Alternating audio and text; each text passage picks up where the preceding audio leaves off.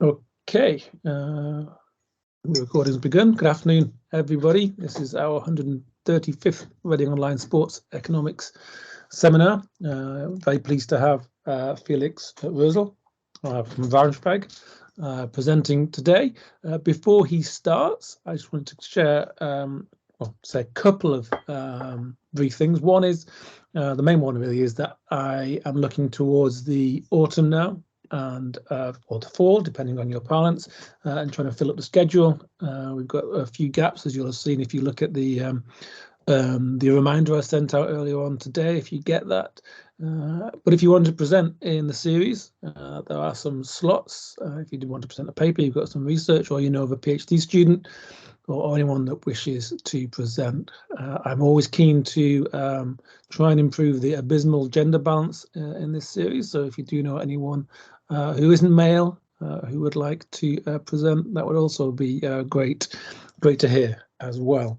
The other thing I wanted to say is please do be aware of the first Latin American Sports Economics Conference, which is going to be the 19th and 20th of October in Bogota in Colombia.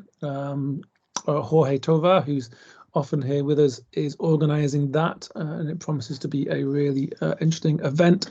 Dennis Coates and myself will be giving keynote talks, and it will be really nice to see lots of you there. Okay, that's enough for admin. Felix, you've got as long as you like. Please do take away your talk. And those in the audience, if you do want to ask questions, I think Felix is happy to take questions as we go along. So you can either raise your hand and I'll tell you to go ahead, or you can just unmute yourself and ask your question. Felix, all yours. Well, thank you very much, James. Thank you very much for having me. Well, it's a great pleasure to speak to such a distinguished audience, experts in sports economics. So just to be very clear with you from the very beginning, I'm not a sports economist. I'm more from public economics, more trained in political economy. But there are so many tight links to sports, as you will see in a minute, that I just came across this intersection here, and this is what this talk is about. It's about sports clubs and populism, so a very specific form, of course, of ideology. We all get used to this kind of ideology over the last years, but we were interested in the question whether there is some connection between organized sports and sports clubs and the boom of populism we see in many countries nowadays. What I'm going to present is joint work with Mona, a former colleague of mine, and we were working on this paper for quite a time now, but we have now a working paper, but we're still happy to take comments. We've not submitted it yet to a journal, so if you have any comments, please feel free, and also please feel free always to interrupt me. I'm very happy to take questions also in between. So yeah, this is all from my side in the beginning. Let's start with the topic, and we were very much motivated by these two quotes here I would like to present you. So if you ask politicians, many of them say, well, yeah, sports, this is great because this is something which promotes a healthy lifestyle, but also, of course, cohesion, team spirit, fair play, tolerance. That's great. And you already see the German government, so you may know some of those guys here, so may not know this guy here. So she's a Minister of the Interior and also responsible for sports in Germany. So they are promoting sports, of course, say for all these 24 million sports club members in Germany, which we have. So this is a great thing. So it's great, again, not only for doing exercise, but also for becoming more open to promote fair play and so on. But on the other hand, if you look at this quote from TU Braunschweig, so he was a former DFB boss, so the FA equivalent in Germany. Well, he said, if I would have been a far-right extremist, I would know what to do. I would join a sports club, right? To go into sports club, to spread the views. And he was really worried that this is happening in Germany, that we have some right-wing extremists which have no chance at all in elections. But once you're the nice sports colleague, you may will increase trust And then people may also, well, follow your political values, or are more interested in also what you were saying in terms of political values. So this is the second view, and both are quite contradictory, and you have good reasons to believe that both channels might be true. But we are more interested, of course, in the second argument here.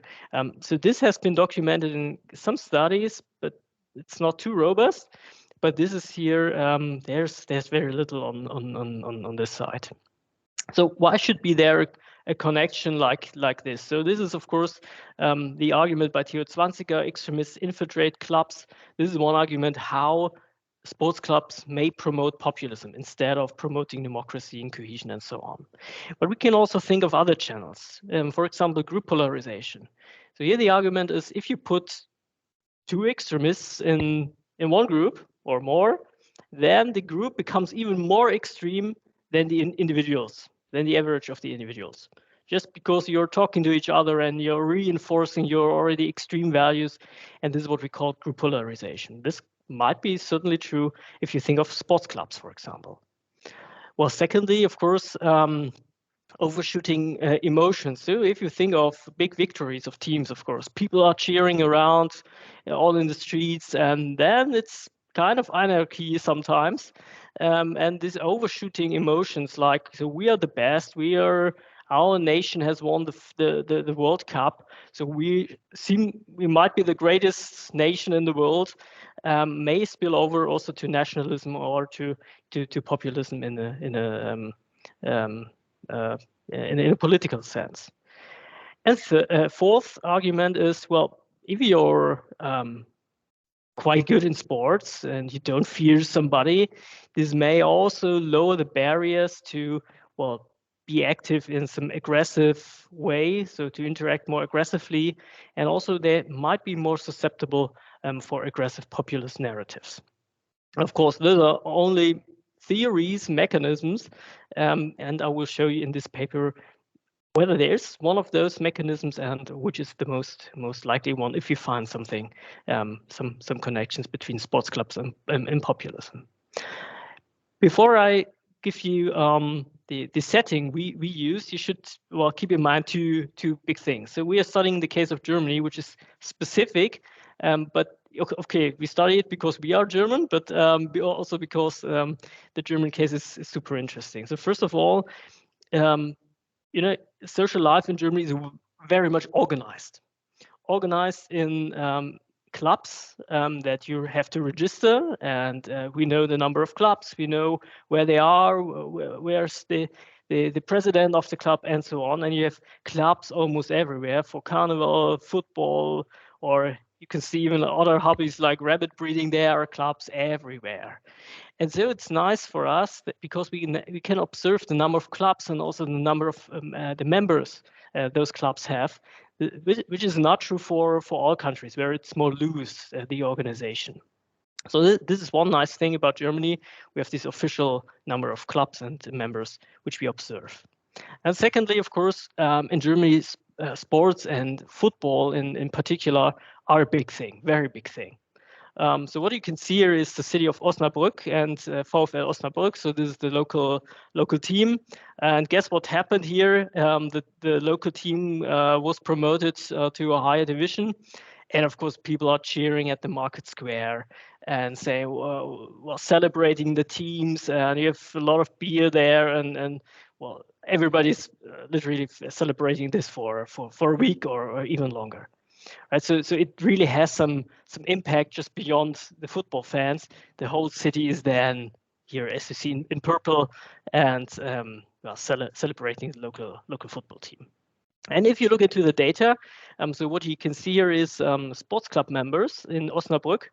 And what you can see a bit is that always the year after a team, so the local football team was promoted to a higher division, you can see some increase in the number of members per capita. So this reads 30 sports club members per 100 capita in this city. And this is not an exception. Could show you more examples. So the city of Freiburg, you see this similar pattern always after the promotion. You see an increase in the number of sports club members, and also in East Germany, in Magdeburg, for example. So this was a big promotion here, and also this corresponds to a large increase in the number of members. Same is true here for the city of Vienna. So we can see this in many cities. So can I just interrupt you, Felix? Yeah, sure. He has a question. Yes, sure. Yes. Hi, can you hear me? Yeah, I do. Yeah, okay. So my question is, I just want to understand what your definition of participation in sports clubs. Are these supporters clubs, or are these, active, participants in the youth, soccer team, or something else? This is a very good one. No, those are not supporter clubs. Those are really sports clubs. Unfortunately, I will talk about this in a second. We only observed the number of sports club members for all sports, but football is super important and make up a very large share here. But this also includes tennis clubs, golf clubs, or whatever you can think of. But it's really active members of sports clubs. This is not supporters. Okay, thank you. Yeah, thank you very much.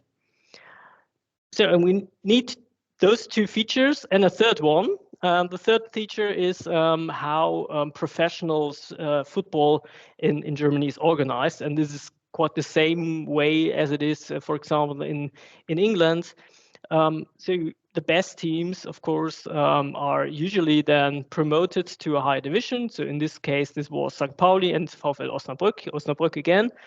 And here we have the two cities. And if you look into the number of sports club members the year after the promotion, you can see quite some increase. And this is not true for the teams which have performed almost equally well. So if you look at 1. FC Magdeburg, so they have 60 points compared to Osnabrück with 61 points. So almost the same, successful team, but of course they missed on promotion by only a few points or even a few goals in some cases. Same is true to Emden or to Wuppertal. And you can see if you then look into the sports club development, okay, this is quite a drop, but this is in many cases we looked at many tables.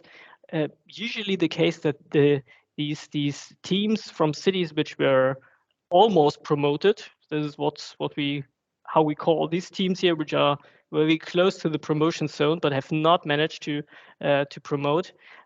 You see lower growth rates of sports club members in those cities, and this is the feature we use. Yeah. So just to interrupt you, I guess you might cover this, but I just wondered, because obviously there's quite a few second teams in the division. So would that be the membership would be for Werder Bremen as a whole, rather than just some kind of membership for the second team or something?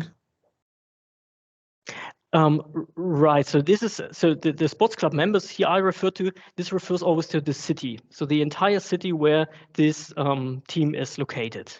But of course, you can have, for example, Hamburg, and Hamburg is, of course, not only home to St. Pauli, but also Hamburger SV. So you have multiple teams. We have this overlap because we have only city level, not sub-city level data.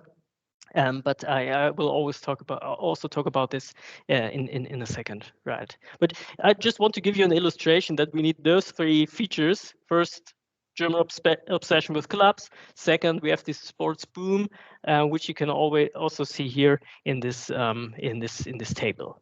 Okay, and we put all this together to answer this research question: whether sports clubs are somehow promoting tolerance, as many politicians hope and think, or whether it contributes to more populist views. Whether sports clubs are a breeding ground of populism. And the data we use is, you already saw this at the city level data, at the city level.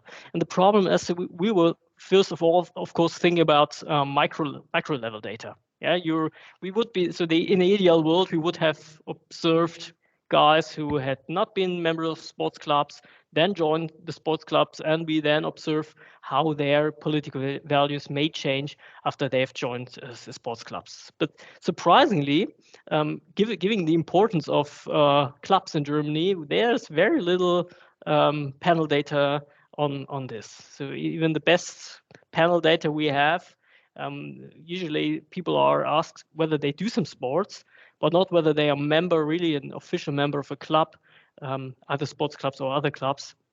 That's a drawback, and this is why we use this city level data. This is the best, at least we know. Maybe you're from other countries there, you're aware of other better panel data. We would be very much interested in this panel data, which connects, well, club membership and political values. It's quite rare. And what we do is, as I already shown you, we use as a, well, you can argue, well, what's first, populism or sports club membership? So it's quite obvious that it might be endogenous. I will bring some arguments later. So what we do is then we exploit this setting here. We explore that we have almost equally successful teams in various cities, but some managed to make it to a higher division, and some were marginally not successful to go to a higher division.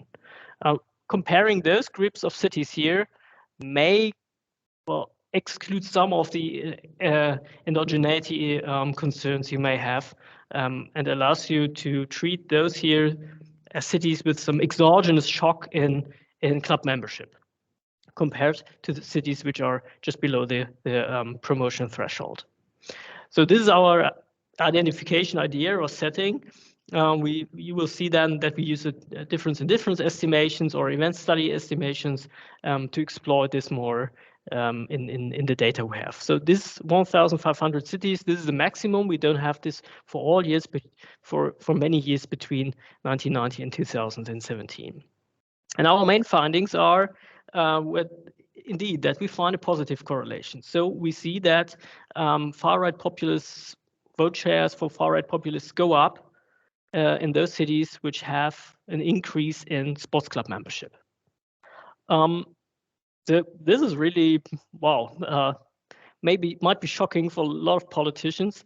Well, the good news is that it's really a short-term effect.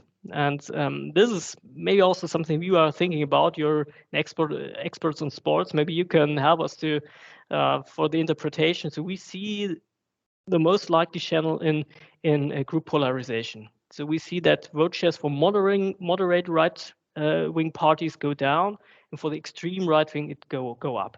This may speak more to the channel. Okay, we put some right-leaning guys together and they become even more extreme, but this effect then somehow vanishes after quite a few, after 1 year. So it's quite only a very short-living effect. Maybe you have some idea how to interpret this. So we find some positive correlation there, but only in the short run. That's the good news, maybe, for the main takeaway here. So what is the news of our paper?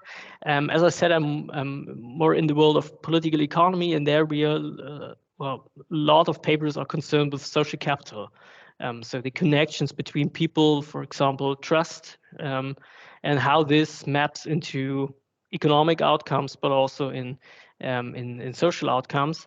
And usually, or political outcomes, and usually we say, well, there is this nexus between active civil societies, and this may help to maintain liberal democracies. This was the narrative for a long time, but there are some papers challenging this. I would like to mention this one, Santanian and others, which was published in the Journal of Political Economy, showing for Weimar, Weimar interwar Germany, that there was a positive connection between club density and the rise of the Nazi Party. So that clubs may have promoted Nazi ideology. And later on, I can show you also some results for the 1920s, where we found a similar thing. We see higher vote shares for the Nazi Party, where we have more sports clubs in Germany. So we challenged this one, and we can show that this is not a clear mechanism so that civil societies can also transmit illiberal values. This is our first contribution. Second, of course, we can also show that professional sports also matters to other parts of the society. You see that professional teams are promoted and the society reacts by being more active in sports themselves or by changing political values. So there's really this spillover of professional sports. And third one, so we have some, well, this is very tentative evidence, but still some evidence maybe that this is, our results are related to group behavior and group polarization. And we also say this is a channel which might be active in sports, where you have teams, and if you're doing sports and then after the sports you may jointly have a beer and talk about other stuff than sports, it's likely that you may polarize more in this small echo chamber, if you like, real world echo chamber. Okay, here's the data we use. So as I said, we cover city level data. This city level data is almost 70% of the German population. So we're talking about more the larger cities who cannot say something about the rural places, but still this includes all cities with at least 10,000 inhabitants. So it's even small, medium-sized cities are included here in this data set. We have this data for voting for various elections, all national elections since 1990, and we have promotion data for the levels 1, 2. So this one is Bundesliga, 2, 3, and 4 of the German Male Football League, and also covering the same period of time. Unfortunately, our sports clubs data are quite limited. So they were collected by the City Association, German City Association, and this is only available for a short period, unfortunately, covering only 3 years of elections. This is a big drawback. We try to find more and better data, but my feeling is that we will not be able to expand this.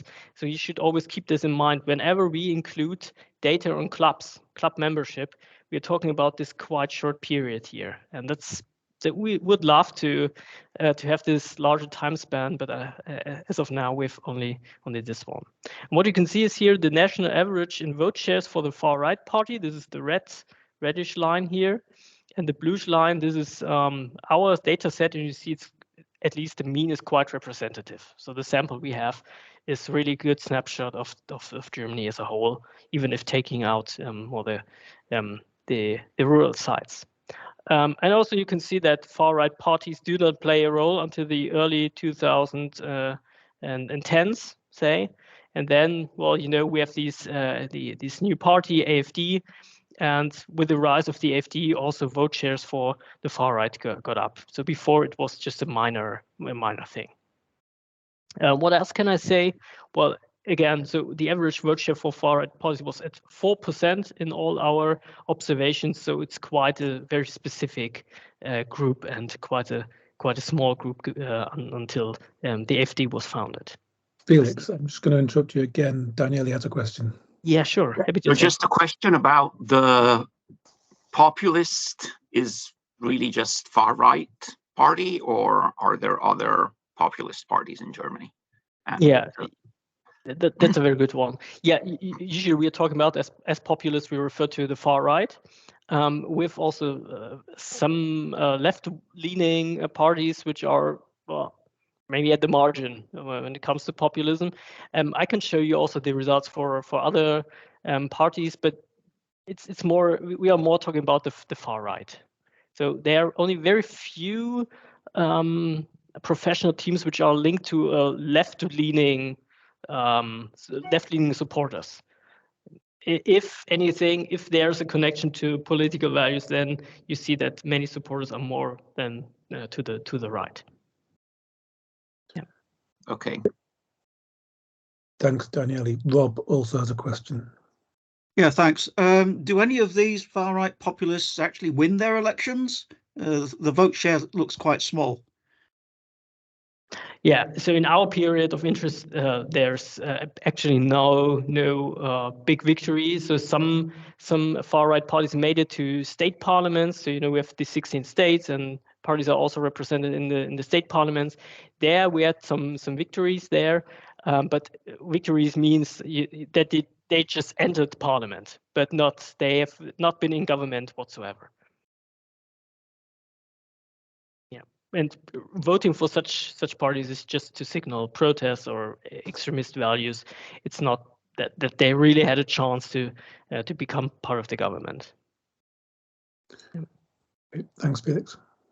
What I also would like to mention is that, well, of course, the number of teams or cities that have teams which were promoted is rather small. So we're talking about 1 percentage point of our observations of in total 44,000 observations, and only 1% of these observations are cover a team or a city with a team that was promoted. That's quite a low number. So this is also something we should keep in mind. So it's really always at the edge when we are doing statistical analysis here.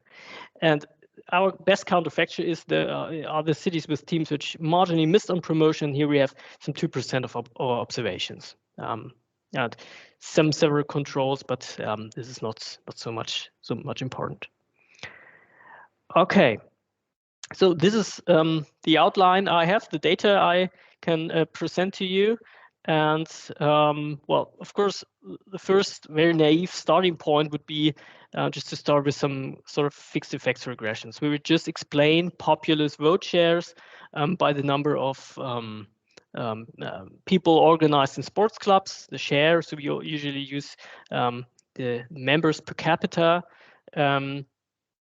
controlled for some population, female population share, local jobs, commuters, number of unemployed. So some variables that always often are found to be correlated with populist vote shares are here included, and of course also some fixed effects for cities, which is I, and some time effects to capture the time trend.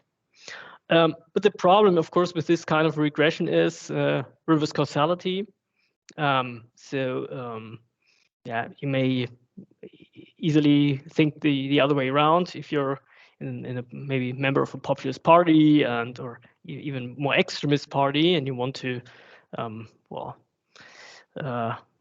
be very active and to be prepared for aggressive behavior or even violent behavior, then you may enter a sports club, right? So it could be also easily the other way around. Or there are some underlying trends. Well, I would like to mention this Turnvereine movement. So when in the 19th century, when the German national state was somehow invented, if you like, there we had this Turnvereine movement, people which are very active in nationalist ideology on the one side, but also on the other side, they were very hot doing sports. They say it must come together. So we need both sports as the base for a strong male-based national state. So there could be also underlying trends which are driving both populist vote shares and also membership data, number of members in sports clubs.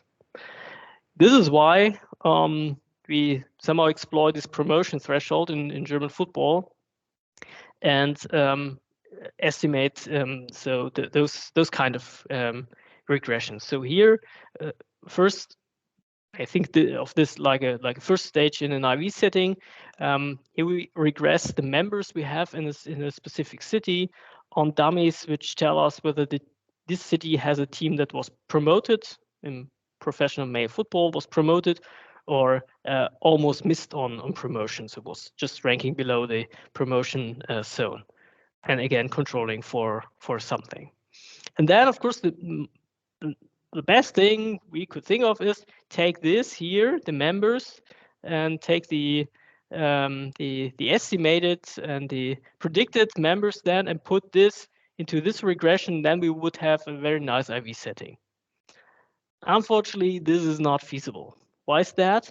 Yeah, again, because we have only very few elections here, and our sports club data does not allow. So the time span is really small. It does not allow to do this. So we played around with this, but usually the F statistics look super horrible.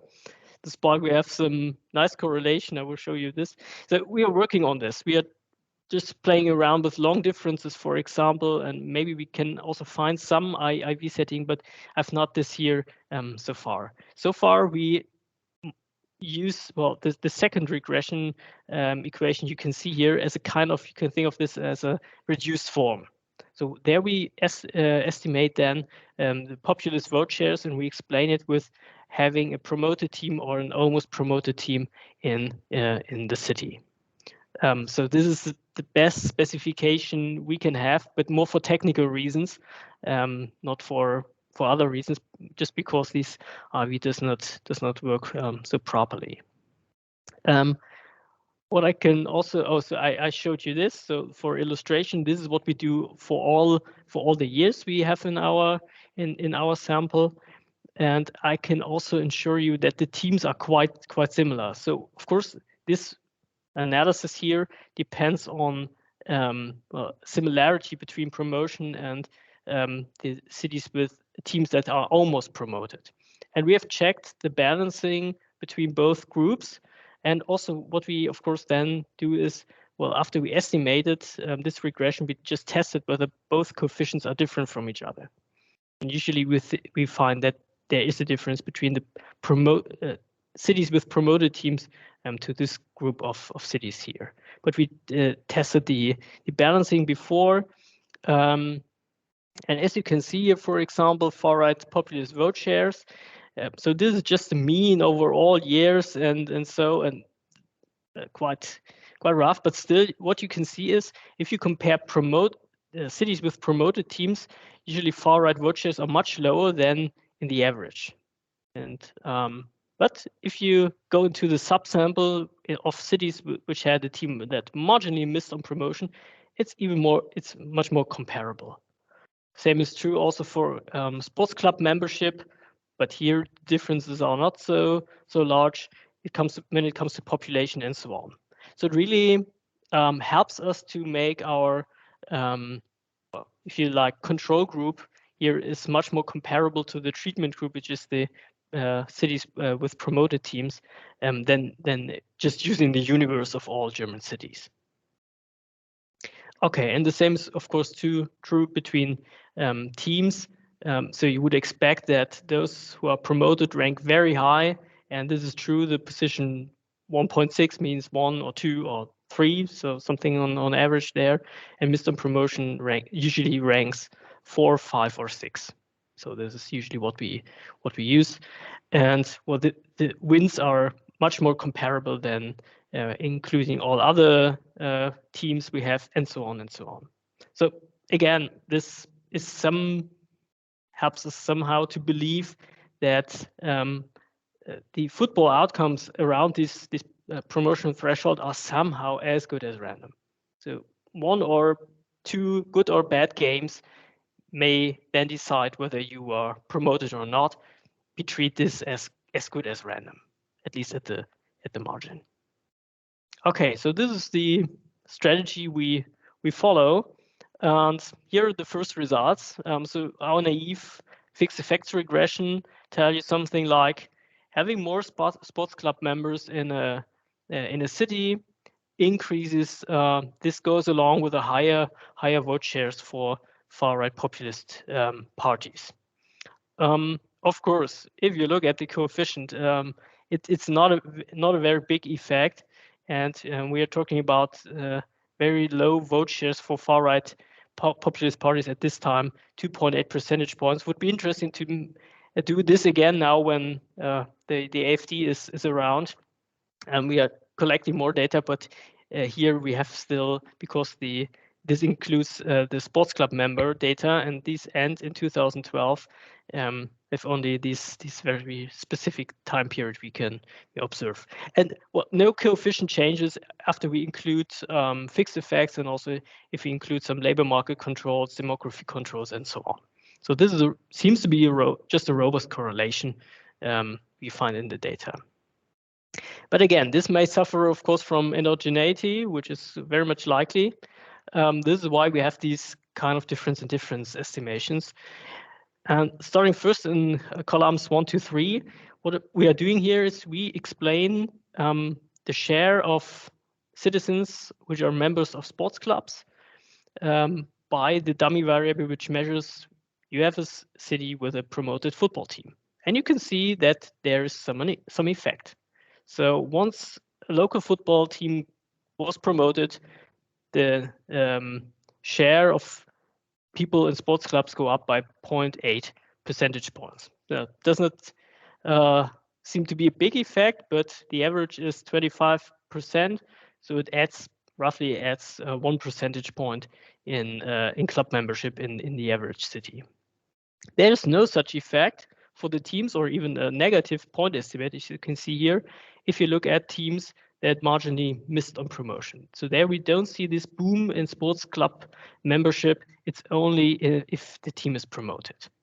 And here we have a specification. We have both dummies included, and this this t-test here takes the tests whether those coefficients are different from each other. You can see here from the from both numbers, it's very close to statistical significance at the 10% level. I think it's 0.11 or so, the p-value here. So it's very close to the conventional level of statistical significance, that this coefficient is really different from this one. So we have some evidence that there is a connection between professional sports and civil society, covering all sports clubs. And we did the same exercise now, and now the outcome variable is our far-right vote shares. And what you can see is a quite similar pattern. So where you have a promoted team, far-right populist vote shares go up. Where the team marginally missed on promotion, there's none effect, or even, well, with a negative sign, point estimate with a negative sign. And this holds if you put both dummy variables into one regression. And here you can see this is also robust. Now here the coefficients are really different from each other. And yeah, this is more the reduced form I was talking about. Of course, we would wish to predict sports club members here with these variables, take then the predicted sports club members, use it here. Unfortunately, this is not possible, but here at least the reduced form tells us there seems to be some connection between professional sports and also politics. What we did then in the second step is, okay, so we have here at least 3 groups of cities with promoted teams, with almost promoted teams, and with teams that are not promoted, or even cities that had no team. So what we did is then we could also think of a subsampling. We just put in cities which had almost promoted and a promoted team, and get rid of all other cities. This is what we did here.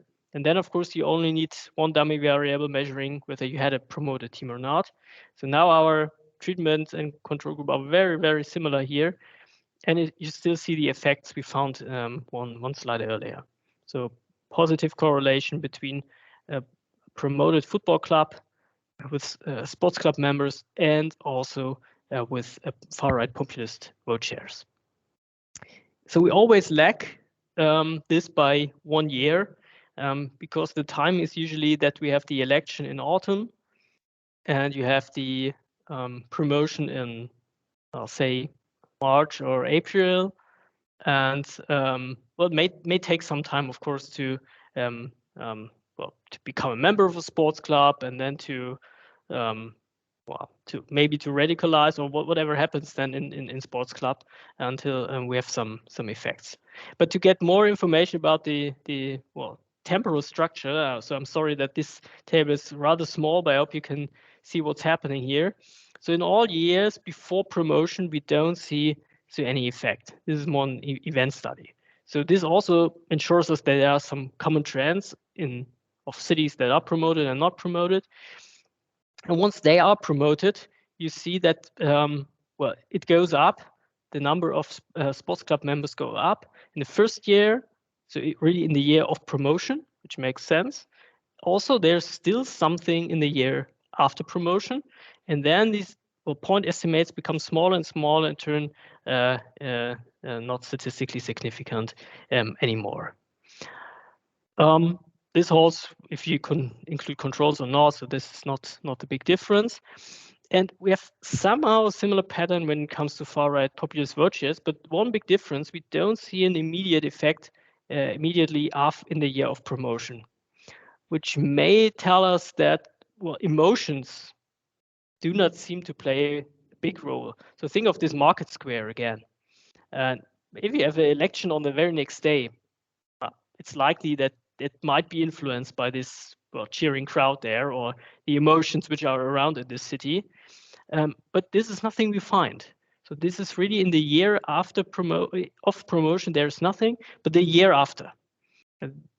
You see the effects are really at the margin, which has something to do with our data structure. But still, there seems to be something, but this is only in the 1 year with a delay of 1 year after promotion.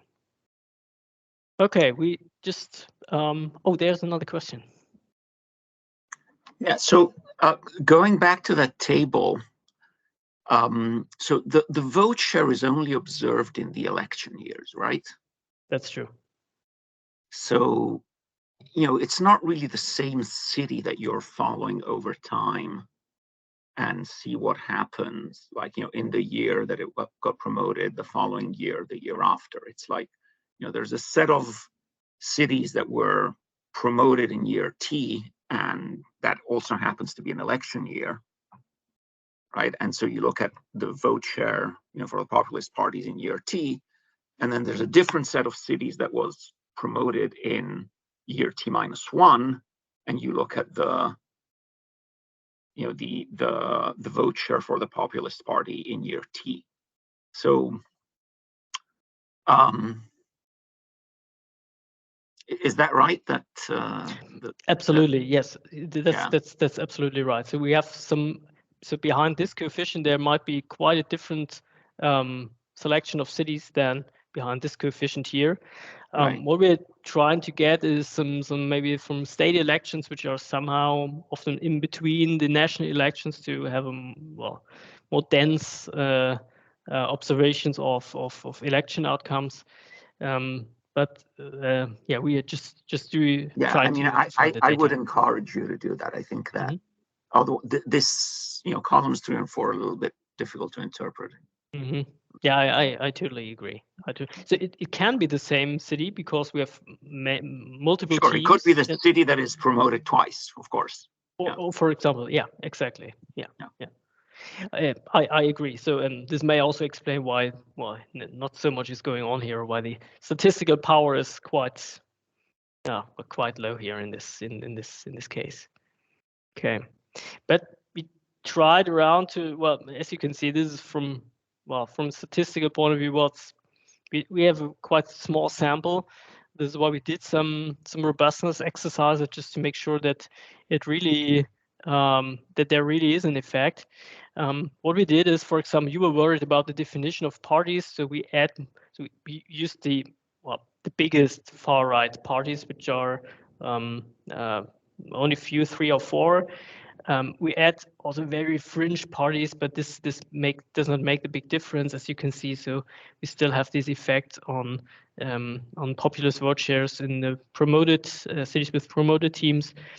Well, adding controls or not does not make the big difference. We have when we go for a very small window around the promotion threshold of 2 teams above and below the threshold, does not make a big difference, and also a different time spans.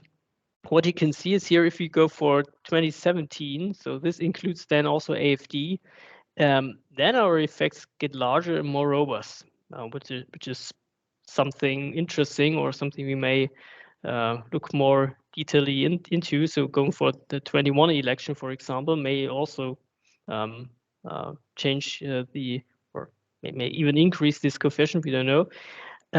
And we excluded also cities which have no professional football team, which is ranked in one of those divisions I mentioned, divisions 1 to 4. And this also doesn't make big difference. So this somehow gives us some confidence in our bit of confidence in our estimations. And yeah, so okay, this is the same thing. Well, secondly, I also admit it's quite hard. So we have only the total number of sports club members, including tennis or handball and other sports you can think of. So what we did is we collect at least data on at the state level. So we don't have city level data on by different categories of sports, but we have this data on the state level, German states. And there you can see something you may expect, that it's really related to football, which is at least gives us some hope that the results we find can really attribute it to professional football teams.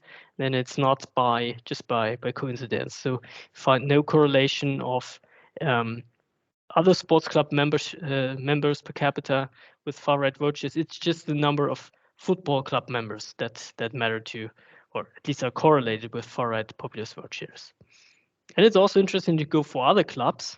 And here we have also something interesting. So very robust and very strong positive correlation between sports clubs and far right populist vote shares at the state level. No, at the city level. Sorry. So this is again city level data, but only for a very subset of cities. But for other clubs which cover rabbit breeding and all these strange things, this is then you have the negative coefficient, which may make sense again. If you say we have an active civil society, this may go along with more robust democracies. So, well, this is what we can say at the moment here, that it has something to do with sports and most likely something with football. Well, you're more experts in the sports world. I think it's reasonable for the European context. And we also find some very similar effects when we go to Weimar, Germany. So in 28, there was also rare data on sports club members in this time, but we managed to find something. And no matter whether you go for the rural side, which is here this selection of Prussian counties, so more than 500 countries, or at the city level, you find very similar results, that sports club membership is somehow correlated with the Nazi party vote share in the 28 election, which was surprisingly low at this time.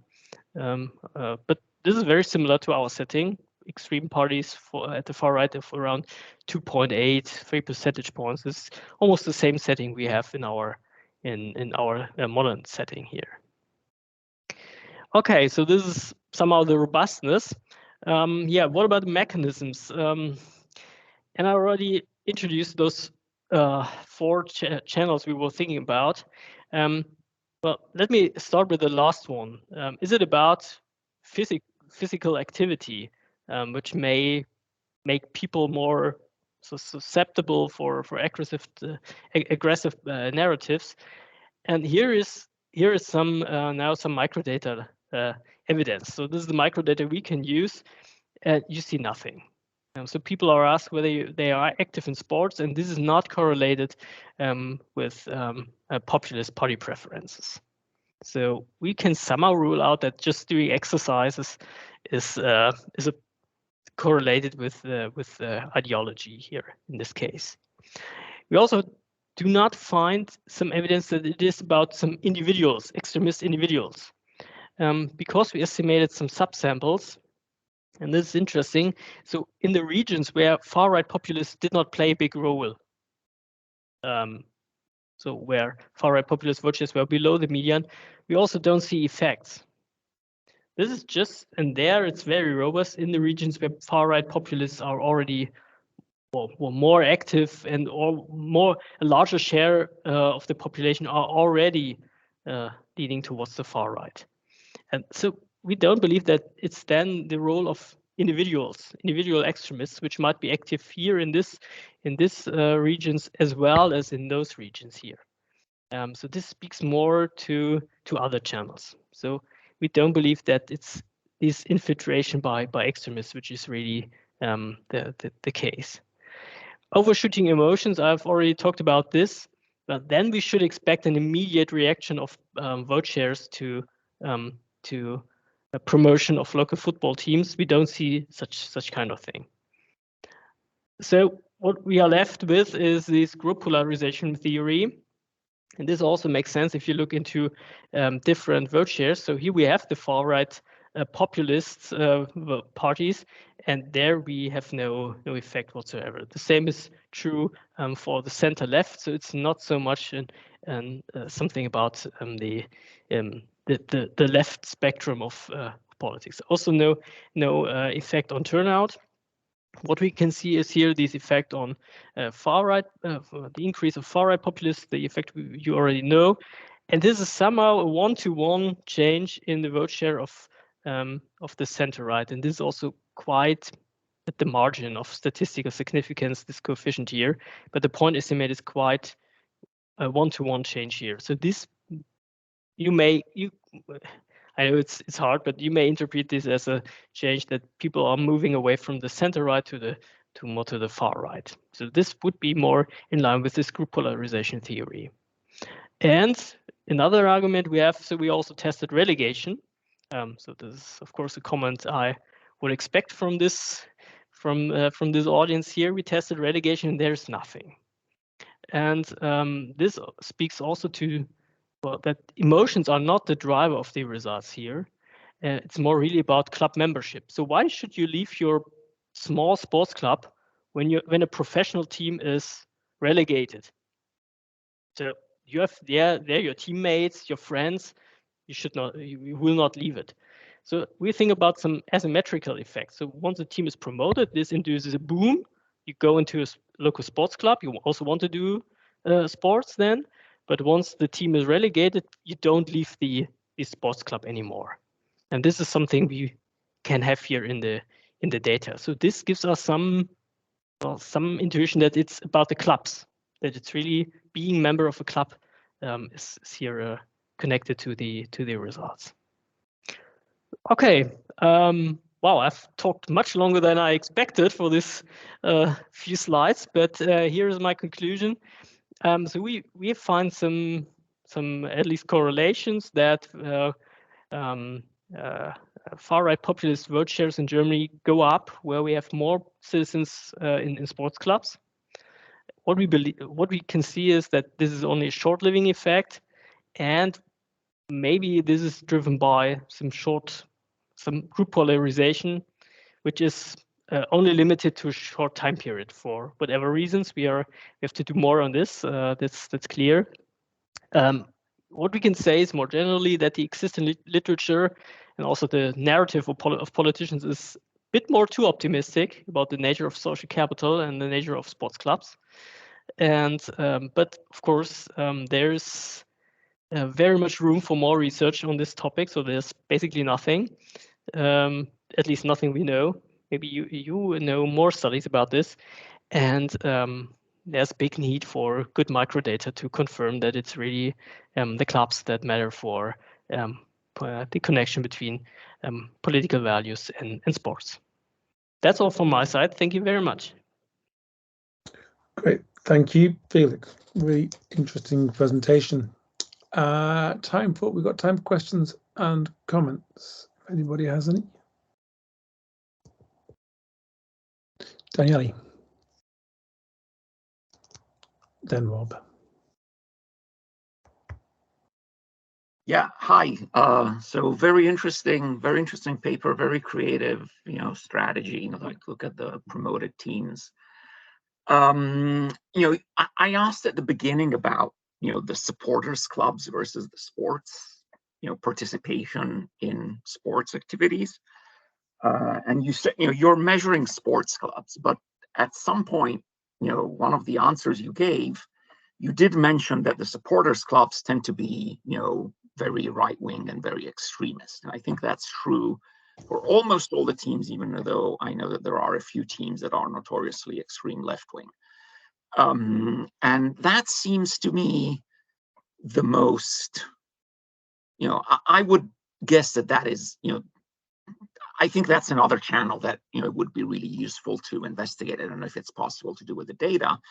I don't think this is completely new that, supporters clubs are very right-wing and very nationalistic. We have the example of, Archon in the Balkan Wars in the 1990s. And, I think a lot of other examples from, other countries. And I would be surprised in other disciplines that, I think sociology must have sort of looked at this, connection between, the ultras and the right-wing supporters. And, that,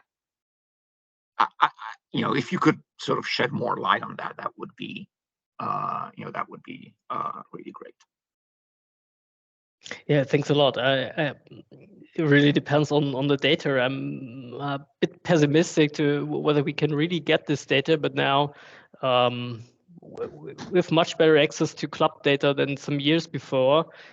So I will give it a try. I really like this comment. So if it's not about the sports clubs, but it's all, at the same time an effect via the supporter clubs, then we measure something very different here. So and my theory would agree. be that, you're excited because your team get promoted, so you start, joining the ultras. And then like a secondary effect of, well, why don't we also join a sports club, as we do that. But the radicalization happens, in the ultra section of the stadium. I was wondering, I think that there are mappings of ultras alliances and, clubs that are perceived to be, extreme right-wing or even more extreme right-wing and others. And I think that, maybe this is, that could be some data that could be worth, looking into.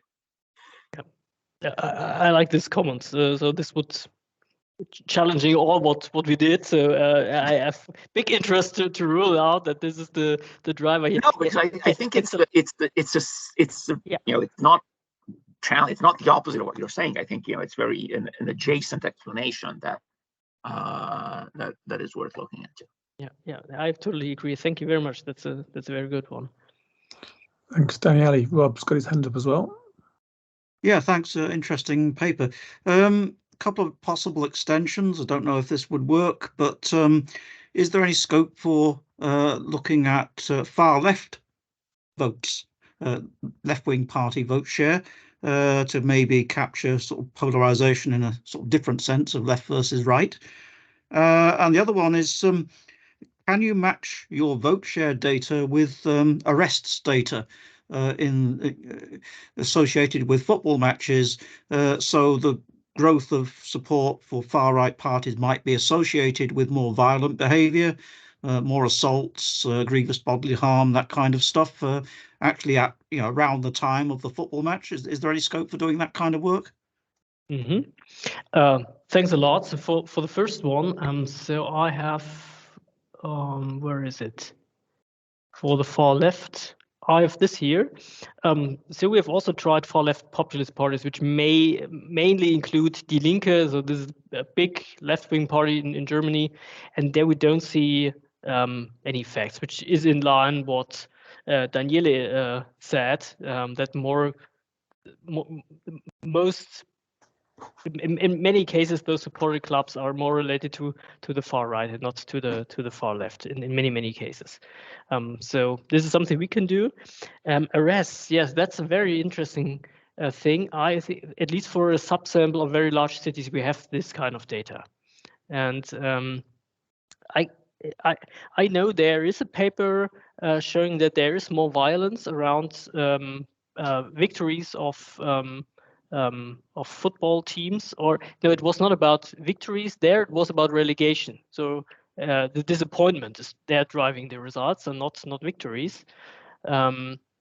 So we find quite the opposite, that the promotion matters and not relegation. But let me check whether we can get this data. That's a very good one. Thank you. Mm-hmm. Great, thanks, Rob. Any more questions and comments? So I have one more question, and I don't know if this is feasible, but so I'm thinking about a well-known politician that some would call populist, that became first the chairman of a very successful club. I'm thinking about Berlusconi in Italy, right? And his ascent to power was building this capital, or this reputation of a highly successful businessman and entrepreneur, in part by making Milan the best team in Europe, and then exploiting that for political purposes. And I don't think he would be classified as populist under your definition, but I would not be surprised if sort of other classifications of populist parties would classify Berlusconi as a populist. So the question is could that be part of the explanation, that you have some sort of local entrepreneurs that purchase the club essentially by success, and then part of that they channel that to increase sort of support, either for their own parties, or for Mm-hmm. the far right, or other people alike to them. Mm-hmm. Yeah, this would be very interesting. I have not came across such an anecdote before, but this does not mean anything. Well, maybe what's helpful is that usually German clubs, sports clubs, are charity clubs. So you cannot just buy a club.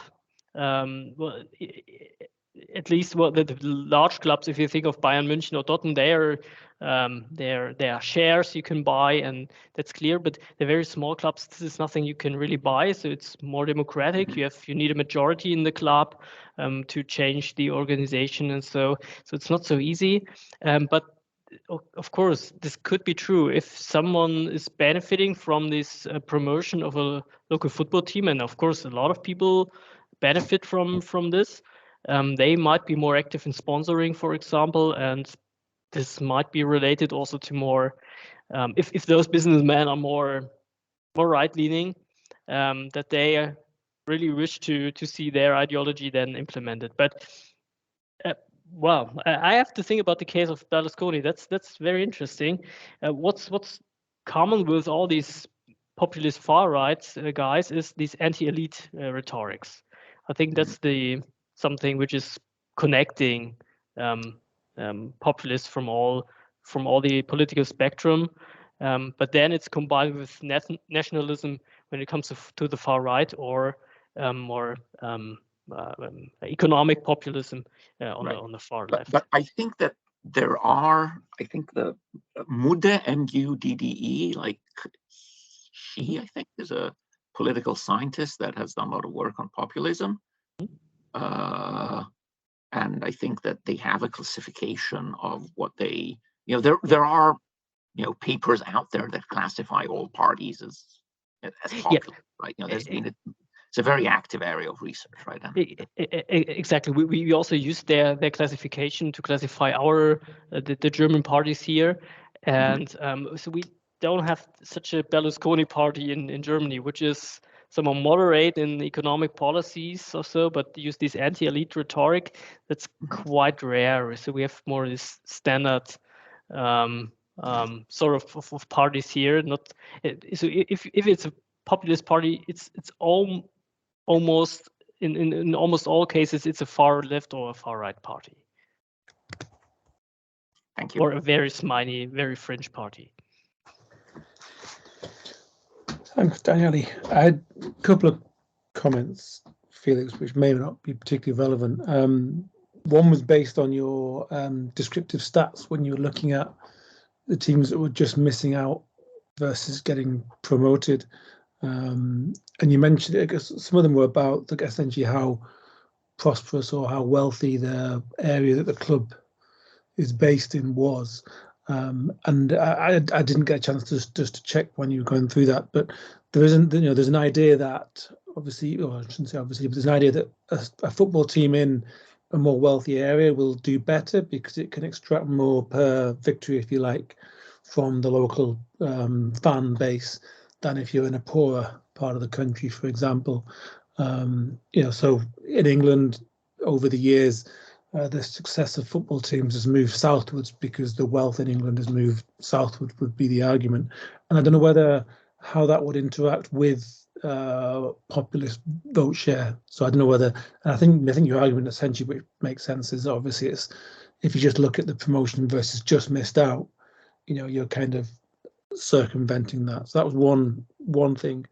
I also wanted you mentioned different sports, that football clubs were particularly, I can't remember the exact context, but they were ones that were more associated with, was it more aggressive behaviour or something, versus other sports. And I wondered what classification in terms of the sports you have, because all I'm thinking is that obviously you've got a sport like football, which is quite confrontational, whereas you've got running clubs where people just go and run along, where there's not so much direct confrontation.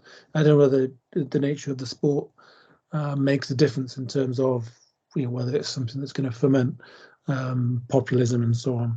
And the final thing I guess I wanted to ask is just get another bit of an idea on the membership of these clubs. Presumably people pay some membership fee per year with these clubs, and I guess you don't have any kind of sense of how much people take advantage of their membership, whether it's like gym membership where you buy it at Christmas because I'm going to do well in my New Year's resolution, and then by February you've not bothered to go, but you've still got to pay for the whole year, that kind of thing. Mm-hmm. Just let me take a final note. Thank you. Yeah, about the wealth, this is something we do not really capture without with our control variables. What we have with our controls here is unemployment. And what you can see is here that here in terms of unemployment rates, it's quite similar, those cities that are successful, but you're absolutely right. So those cities which has some successful football teams have some lower unemployment rates than those who have not successful football teams. So that's true, and maybe we can find some data on I don't know, income tax payments or something like this, local wealth. It's at the very local level here, so it's hard to capture really GDP, but something similar. That's I like this point. Yeah, thank you. Why football? Yeah, so maybe we can just disentangle these other sports clubs members here by, think of rugby or American football. This is probably something different from golf or tennis. That's a good one. That's a good one. We can try this. I think we have the data just to disentangle this. So we already did this, but unfortunately or not, football is such a big chunk of the of total sports club members. So if we go into tennis, it's really only down to very few people. But we can at least aggregate by physical activity. That's a good one. And the contributions you pay. So usually it's of course twofold. So first you pay, of course, to do sports, but on the other hand, you're just supporting also the annual club festival, or if you have some more social activities there, evenings, or you go for a beer. You not just only buy the right to go, like in the gym, to go to the gym, you just also contribute to this small community within the club. So fees are not too high to exclude somebody, and usually there are also social tariffs that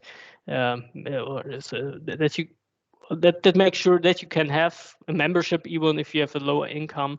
It does not rule out that you become a member of a club, but this is something we can hardly measure because this is just at the level of all clubs, so very, very different. But let me think about this. Thank you. Great. Thanks, Felix. Any more questions and comments?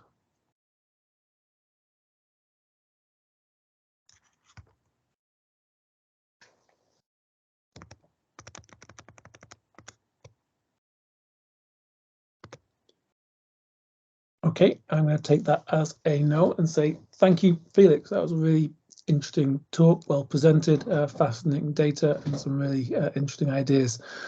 So thank you very, very much for that indeed. We are back again next week when we have Christian Sepulveda from Farmingdale State College presenting cost-benefit analysis of an average professional sports team or stadium in the United States. So some classic sports economics content coming next week, which should be, again, particularly interesting. And thank you, Felix, for presenting what you've done this week on populism and sports club membership. So wish you all a great weekend. Thank you, everyone, for taking part. See you all soon.